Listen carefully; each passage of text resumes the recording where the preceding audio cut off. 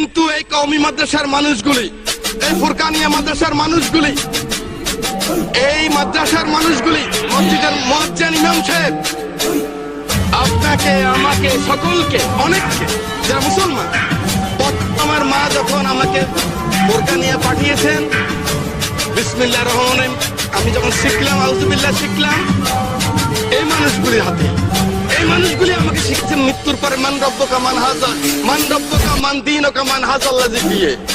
এই মানুষটা শিখিয়েছে আমার মৃত্যুর পরে যখন কবরে রাখবেন, মিনহা খালাকনাকুম ওয়া ফিহা নুঈদুকুম ওয়া মিনহা নুখরিজুকুম তারাতুন উখরা।